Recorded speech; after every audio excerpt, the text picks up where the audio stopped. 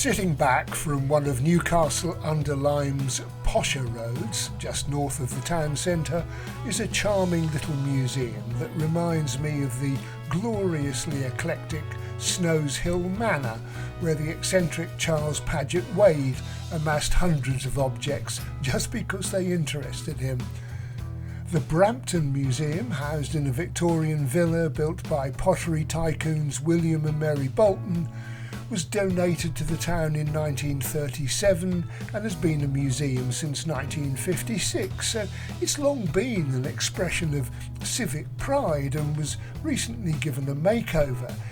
So it's a tribute to the curators that it avoids pomposity and displays a human touch. There are some old-fashioned glass cases, but the displays reflect the social and cultural life of the area through many periods, but predominantly from the Victorians onwards, and we found once again that our childhood is apparently now part of history. There are, of course, displays on the pottery industry. What else would you find in the potteries? But the 20th century exhibits are evocative, and I never thought I'd say that about an old washing machine. The Jim Wayne Courtyard Gallery hosts temporary exhibitions of modern arts and crafts, but the highlight for many is the recreated Victorian street on the first floor. There you can peer through the windows of the shops such as the grocers or the chemists, the haberdashers, the barbers, the doctors, and spot everyday objects sold and used in the late 19th and 20th centuries. Oh, and don't forget the pawnbrokers.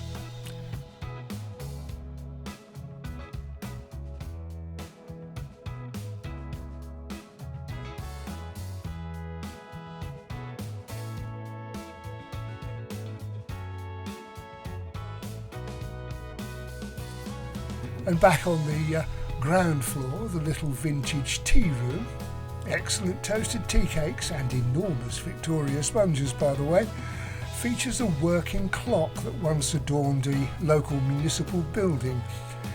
And you can watch the pendulum swing and the mechanism click as you enjoy your flat white.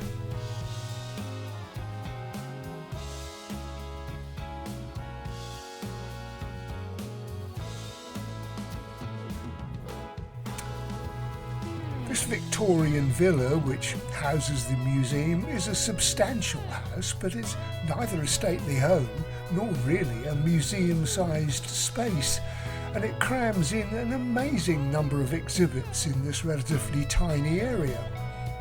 You can wander for an hour or two and still not see everything.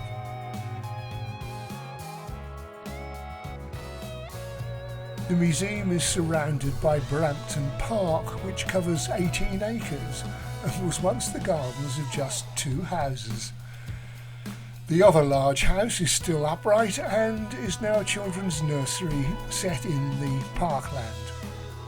And here you'll find a sensory garden, flower beds, woodland walks, play areas, the aviary, wildlife pond and some splendid views, especially of the house, which was designed by the architect Charles Lyme and has many glorious Victorian features. The Brampton Museum and its park is truly a little gem, and it seems to be appreciated by local people, with a steady flow of visitors of all ages, including school children. But it deserves a wider audience, and anyone interested in the history of the potteries will find plenty of insights here.